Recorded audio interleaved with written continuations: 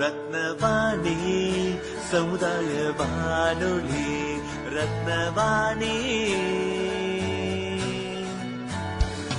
உங்க பிரச்சனைய சொல்லுங்க, தீர்வைய உடனே கேளுங்க, வெளியே வந்து குரல் கொடுங்க.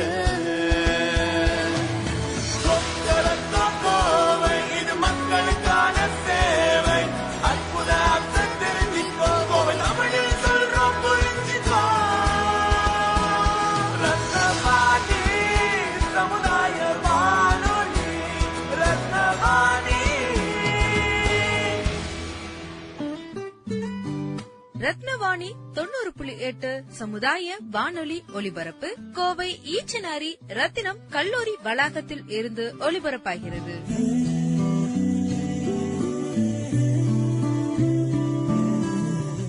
வணக்கம். ரத்தினவாணி 90.8 சமுதாய வானொலியின் ஆன்றோர்களுக்கான சிறப்பு நிகழ்ச்சி அனுபவ். வாருங்கள் வாருங்கள் நண்பர்களே, கூடுங்கள் கேளுங்கள் நண்பர்களே. வாருங்கள் வாருங்கள் நண்பர்களே, கூடுங்கள் கேளுங்கள் நண்பர்களே. இளமையில் நாம் செய்ய நினைத்ததை முதுமையில் செய்ய இயலுமே என்று. வாருங்கள் வாருங்கள் நண்பர்களே, கூடுங்கள் கேளுங்கள் நண்பர்களே. ஒன்றாய் கூடி சிந்திப்போம், கேட்போம், மகிழ்வோம்.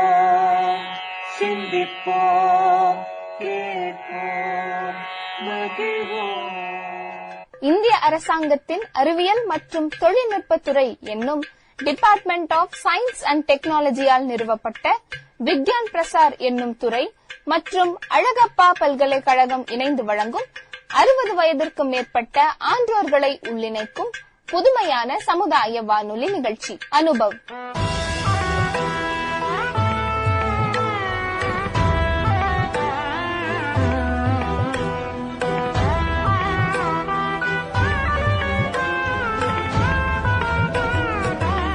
இந்நிகழ்ச்சியின் மூலம் அறிவியல் துறையில் சாதனை படைத்த ஆன்றோர்களின் அனுபவங்கள் மற்றும் அறிவியல் துறையில் கைதேர்ந்த வல்லுநர்களின் புது அறிவு மற்றும் பொது அறிவுகளை கோவையில் வாழும் மூத்த குடிமக்களுடன் பகிர்ந்து கொள்ளும் முயற்சியே இந்த நிகழ்ச்சி.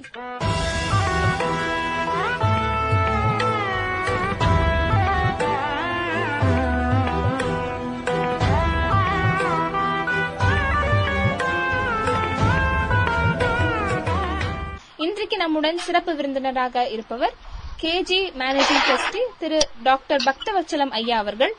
Gandhi ma'am, over to you ma'am.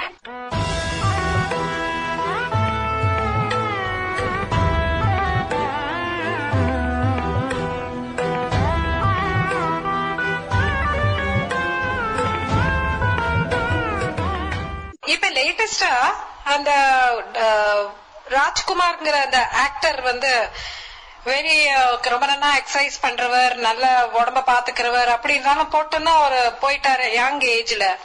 அது லைஃப் ஸ்டைல் நீங்க நினைக்கிறீங்களா? Age is not a factor for cardiac disease. யாருக்கு வேணாலும் ஹார்ட் அட்டாக் வரலாம் மாமி.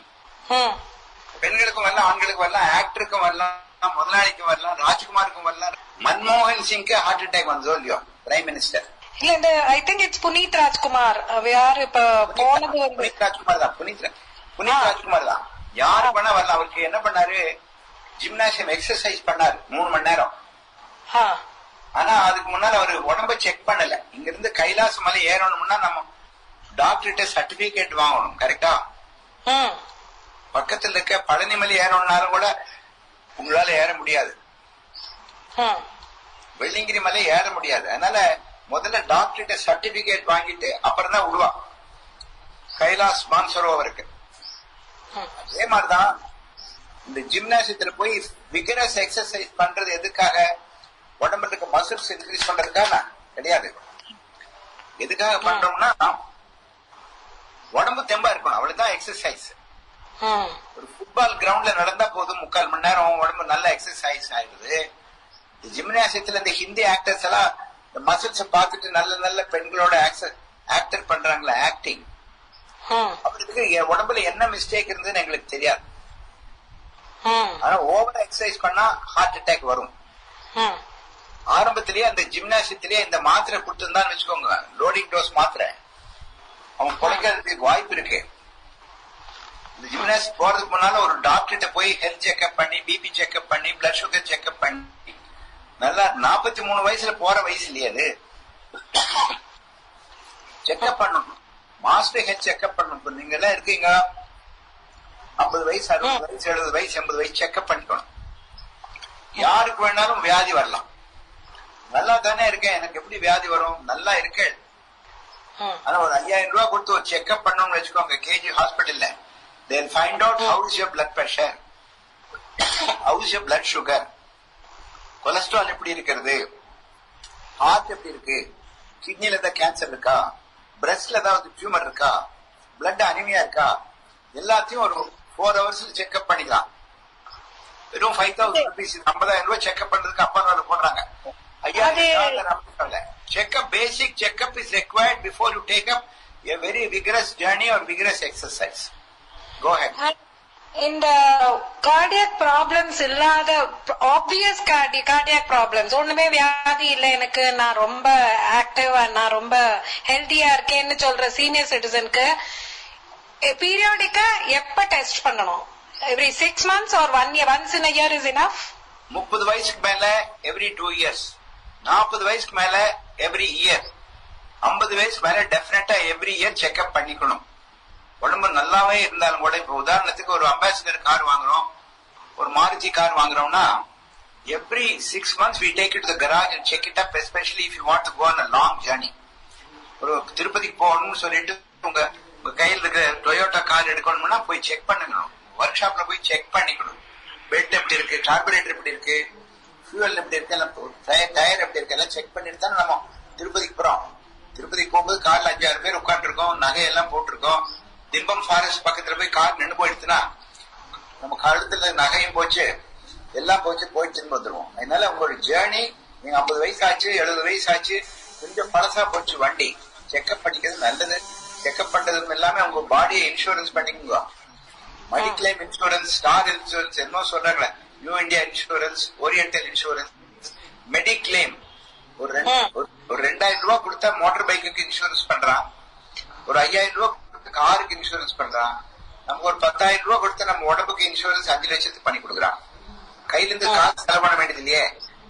யாருக்கு வேணா வியாதி வரும் மாமி, கேன்சர் வரலாம், ஹார்ட் அட்டாக் வரலாம், ஸ்ட்ரோக் வரலாம், இல்ல ஏதாவது சக்கரை வியாதியில வந்து மயக்கம் வரலாம். ஹாஸ்பிட்டலுக்கு போனா 25,000, 50,000, 1 லட்சம் கேட்கறாளோ இல்லையோ, அது நாமே கொடுக்கணும். நம்ம இன்சூரன்ஸ் பண்ணி வச்சா இன்சூரன்ஸ்காரன் கொடுத்துட்டு போறான். பட் அது வரத அவாய்ட் பண்றது முதல்ல ஒரு லைஃப் ஸ்டைல் சேஞ்ச் பண்ணி, நம்ம ஒழுங்கா எக்ஸசைஸ் பண்ணி நம்ம உடம்ப நல்லா பாத்துட்டு இருந்தோம்னா அவ்வளவு தூரத்துக்கு செலவழிக்கணுங்கிற அவசியமும் இல்ல. கண்டுபிடிக்க முடியும், கேன்சர் கண்டுபிடிக்க முடியுமா? முடியாது. லேசா இருமல் இருந்தா கேன்சரு, வாய்ஸ் மாறிச்சுன்னா கேன்சரு, பிரஸ்ட்ல ஒரு கட்டி இருந்தா கேன்சரு, ப்ளீடிங், எந்த ஆரிஃபிஸ் ப்ளீடிங் வந்தாலும் கேன்சரு, யூரின்ல பிளட் போனாலும் கேன்சர், வஜைனால இருந்து பிளட், யூரினரி உதரவாயில இருந்து பிளட் போனாலும் கேன்சர், அப்புறம் வாந்தி பண்ணும் போது ரத்தம் வந்தாலும் கேன்சர், பல்லுல ரத்தம் வந்தாலும் கேன்சர், மோஷன் போற இடத்துல ரத்தம் வந்தாலும் கேன்சர், நிப்பில் இருந்து பிளட் வந்தாலும் கேன்சர், எங்க கட்டி வந்தாலும் அந்த cancer, any lump anywhere is cancer, எங்க ரத்தம் வந்தாலும் கேன்சர், உடம்பு எடைச்சிட்டு வந்தாலும் cancer, unexplained loss of weight, உடம்பு தெரியாமையே குறையிறது, வெயிட் குறைஞ்சிட்டே வருது, உடம்புல ரத்த சோகை இருக்கிறது கேன்சர். இதெல்லாம் எப்படி கண்டுபிடிக்கிறது? டாக்டர் போகாம கண்டுபிடிக்க முடியாதுங்க. சோ அதனால ரெகுலர் ஹெல்த் செக்அப் ரொம்ப அவசியம்னு நீங்க சொல்றீங்க இல்லையா? வருமானம் காப்பது நல்லதுமா. சின்ன சின்ன கம்ப்ளைண்ட் ஒண்ணு இருக்காது, அசால்ட்டா இருக்கும் சொல்லி ஓவர் தி கவுண்டர் மெடிகேஷன் வாங்கி சாப்பிடப்படாது. ஹெடேக் அப்படின்னா ஹெடேக்னு சொன்னா அது சாதாரண ஹெடேக்னு சொல்லிட்டு நம்ம ஏதோ மாத்திரை வாங்கி சாப்பிடுறோம், பரவாயில்ல. 2வது நாள் ஹெடேக் வந்துச்சுன்னா ஹாஸ்பிட்டல்ல போய் ஒரு ஸ்கேன் பண்ணி பார்க்கணும். டியூமரா இருந்தாலும் இருக்கும், கேன்சர் இருந்தாலும் இருக்கும், டியூமரா இருந்தாலும் இருக்கும், சைனசைட்டிஸ் இருந்தாலும் இருக்கும். நாங்க 10 வருஷம் படிக்கிறது நீங்க எப்படி ஒரு 10 நிமிஷம் ரீடர்ஸ் டைஜஸ்ட்ல படிக்க முடியுமா? சார் அதனாலதான் சார் கூகுள் டாக்டர் வந்துட்ட பிறகு ரொம்பவே ஜாஸ்தி ஆயிடுது சார். ஏன் கூகுள் டாக்டரே ஊசி போட சொல்றது, கூகுள் டாக்டரே ஆபரேஷன் இல்ல உங்களோட மோஸ்ட் சக்சஸ்ஃபுல் மெடிக்கல் கேஸ் என்ன doctor? Just out of curiosity கேக்குறேன். 97 வயசு பாட்டி நெஞ்சு வலிக்கிறதுன்னா அவளை பழைக்க வச்சு கொண்டு போய் வீட்டுல விட்டதுன்னு 100 வயசு இருந்தாலும் இல்லையா. 87 வயசு மங்களம் மாமி ரொம்ப ஆச்சாரமா இருப்பா. அவர் ஹஸ்பண்ட் பேர் ரங்காச்சாரி ஐயங்கார், அவர் இறந்து போயிட்டார். 87 வயசு மாமிக்கு பையன், அவன் பேர் ராமசுவாமி. அவருக்கு கல்யாணம் ஆகலை. என்ன பண்ற, 2 பேரும் வந்தா, மாமி கீழே விழுந்துட்டா, இடுப்பு எலும்பு உடஞ்சு போச்சு, ஆபரேஷன் பண்ணலாம்னு சொன்னா எதுக்கு ஆபரேஷன் பண்ணுங்கிறா. 87 வயசு. இந்த மாமிதான் நல்ல சமையல் பண்ணி அந்த மாதிரிதான் சாப்பிடுவா, மத்தவா பண்ற சமையல சாப்பிட மாட்டா அப்படின்னு சொல்லிட்டா. அப்புறம் டாக்டர்ஸ் கிட்ட கன்சல்ட் பண்ணா ரொம்ப மோசமா இருக்கு, கண்டிஷன் சரியில்லை, ஹார்ட் ஃபெயிலியர் இருக்கு, இன்ஜெக்ஷன் ஃபிராக்ஷன் 20 இருக்கு, யூரியா கிரியாட்டின் ஜாஸ்தியா இருக்கு, கிட்னி ஃபெயிலியர் இருக்கு, ஒரு ஸ்ட்ரெச்சர்ல போட்டு உள்ள போயிட்டு வெளியே வந்தா செத்து போயிடுவா, வேண்டாம் அப்படின்னாங்க. இன்னொரு டாக்டர் வந்து பண்ணுங்க, ரிஸ்க் அவங்க தானே எடுக்கிறாங்கன்னாங்க. இந்த டாக்டர் சக்திவேன் ஒரு பெரிய டாக்டர் இருக்காரு. உள்ள போனா ஆபரேஷன் பண்ணா 5வது நாள் டிஸ்சார்ஜ் ஆகும் போது மங்களம் பாடுற வயசுல மங்களம் மாமி என்ன கேக்குறா தெரியுமா?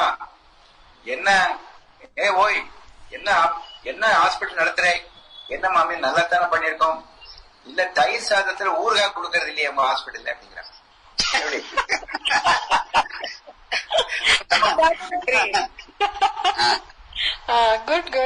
அல்லுமான்னு சொல்லி பாம் பிளாஸ்ட் வெடிச்சாங்க கோயம்புத்தூர்ல 20 வருஷத்துக்கு முன்னால. பாம் சீரியல் பாம் பிளாஸ்ட் அல்லுமா அத்வானி வர்ற டைம்ல 200 பேஷண்ட் அட்மிட் பண்ணிருந்தோம் மாமி. 200 பேஷண்ட். எல்லா ஆஸ்பத்திரி மூடி இருந்தது. கவர்மெண்ட் ஹாஸ்பிட்டல் மூடிட்டாங்க. எங்க ஹாஸ்பிட்டல் ஒருத்துதான். நானும் எங்க அண்ணார் கேஜி பாலகிருஷ்ணன் திறந்து வச்சு வரவாடல உள்ளவான்னு சொன்னோம். மத்தவங்க எல்லாம் கடையை மூடிட்டு போயிட்டாங்க. அந்த சமயத்துல 150 பேரை காப்பாத்துறோம். கலைஞர் கருணாநிதி நமக்கு பாராட்டு பத்திரம் கொடுத்து 10 லட்சம் ரூபாய் பணம் கொடுத்தாரு. நான் என்ன சொல்றேன், மனுஷனாய் பிறக்கிறதுக்கு தெய்வனுடைய மனுஷன் எத்தனையோ பிறவிகள் இருந்தாலும் ஒரு புழுவா பிறந்து, பூச்சியா பிறந்து, பாம்பா வந்து, சிங்கமா வந்து, கடைசியில் தான் நம்ம மனுஷனா பிறகு. மனுஷ பறவைங்கிறது ரொம்ப அபூர்வமான பிறகு. தூண் இல்லாம, குருள் இல்லாம, வாய் ஊமையா இல்லாம பறந்துருக்குமோ இல்லையோ. அதுவும் ஆப்பிரிக்கா பறக்காம தமிழ்நாட்டுல கோயம்புத்தூர்ல அன்னூர்ல இருக்கிறீங்களோ இல்லையோ, பெரிய அதிர்ஷ்டம் இல்லையோ. நீங்க மெட்ராஸ்ல தெரியும், வெள்ளத்துல நீந்திட்டு தான் போகணும். சந்தோஷமா இருக்கிற இடத்துல மத்தவங்களை சந்தோஷப்படுத்துறதுக்காக தான் கடவுள் ஒரு மனுஷனை படைச்சிருக்காரு. அதுவும் ஒரு கஷ்டமான காலத்துல, கஷ்டமான நேரத்துல மற்றவர்களுக்கு உதவிகரமா இருக்கக்கூடிய ஒரு வேலையா இருக்க கொடுத்திருக்காரோ இல்லையோ பெருமாள். அதுக்கு நன்றி சொல்லணும்ல பெருமாளுக்கு. பெருமாளுக்கு நன்றி சொன்னாலும் சரி, அன்னூர் இருக்க ஈஸ்வரன் மன்னீஸ்வரன் கோயில் போய் நன்றி சொன்னாலும் சரி, இல்ல மசூதியில் போய் அல்லாஹு அக்பர் சொன்னாலும் சரி, இல்ல மாதா கோயில்ல போய் ஜீசஸ் கிரைஸ்டுக்கு நன்றின்னு சொன்னாலும் சரி, ஒவ்வொரு நாளும் நன்றி சொல்லுங்க. நிறைய பேர் நைட்டு தூங்க போகும்போது அடுத்த நாள் எந்திரிக்கிறது இல்லை. இந்தியாவில 1 லட்சம் பேரு தூங்க போறாங்க, அடுத்த நாள் எந்திரிக்கிறது இல்லை, தூக்கத்திலே போயிடுறா. அதுக்கு சைலண்ட் ஹார்ட் அட்டாக். இதுக்கு மேல என்ன சொல்றது, டாக்டரா என்ன படைச்ச கடவுளுக்கு நன்றி, என் அப்பா அம்மாவுக்கு நன்றி, எங்கிட்ட நீங்க கேள்வி கேட்கிற உங்களுக்கு எல்லாம் நன்றி.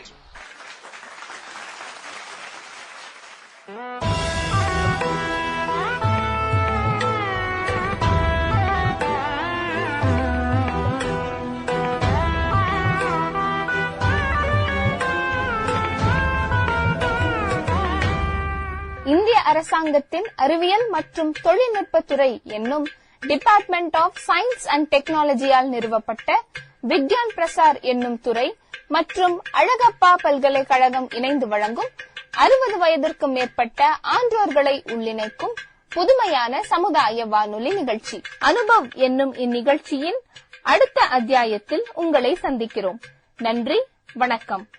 வாருங்கள் வாருங்கள் நண்பர்களே, கூடுங்கள் கேளுங்கள் நண்பர்களே.